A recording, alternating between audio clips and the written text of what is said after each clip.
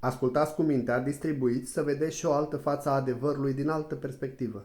Let's jump right back into Romania because I just need to know what's going on there. It seems like people are having a lot of fun. Who exactly is Tyler Boyer working with in Parliament in Romania? Why is the Black Sea Rotational Force coming from Reno, Nevada, by the way? In particular, that's where they were majority coming from.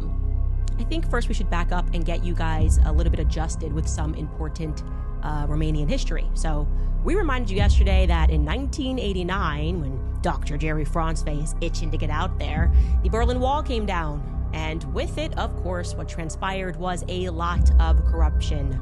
Rampant in the East, people going in there, plundering, taking what they wanted to, you know. In Romania, that same year, on Christmas Day, I kid you not, there was something so dark about this having taken place on Christmas Day. Christmas Day of 1989, the then president, Nicolae Ceausescu, and his wife, Elena Ceausescu, were actually ruthlessly murdered after a show trial. Just like the Nuremberg trials, if you actually go back, they were just show trials. Nobody actually was trying to figure out if there was guilt and present any evidence. It was like, you're already guilty, we're just going to shoot you and kill you. So this was supposed to be the end of communism, so the communist leaders had to go as well. And Nicolae and Elena were quite literally lined up and shot, and it was all filmed. And I'm not going to show you that shooting, obviously, but I am going to show you just a little snippet, historical snippet, so you can understand just how absurd the trial was and just how inhumane the verdict was. Take a listen. The trial is brief and largely for show. It lasts about 2 hours and takes place without any real possibility for defence or appeal. Ceausescu himself refuses to recognise the court and calls it illegal. But it doesn't matter. The tribunal finds both him and Elena guilty. The sentence for both is death by firing squad, and the execution will happen immediately. Straight away, Nicolae tries to appeal the decision, but he's denied.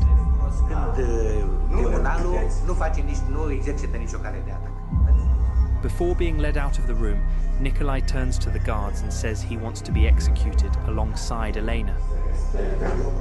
They accept.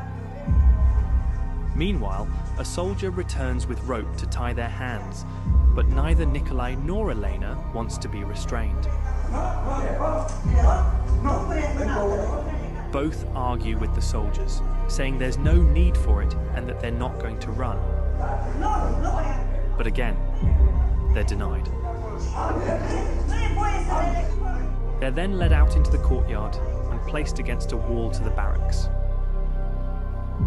And you can fill in the blanks regarding what happens next. Now, you might be asking, why were they executed in this manner? You shouldn't ask those questions. This is how freedom is spread, okay? The West is the best. It's always kind of the same thing, right? Like, we show up and we say we're gonna make things better because things are oppressive, and we always do make things better. We love a vacuum of power. No leadership. We killed Gaddafi. We arrested Nicolas Maduro, and in that vacuum of leadership, the oligarchs move in, they plunder, they steal, they take the oil. Did you see the headline, by the way, just honorably mentioning this after he gets arrested? It's like, Venezuela ships its first carts of oil over to Israel for the first time in X amount of years. Yeah, that's kind of the point. Oil, silver, gold, when a country is collapsed, especially artificially, it becomes the wild, wild west, because at least temporarily there are no rules, right?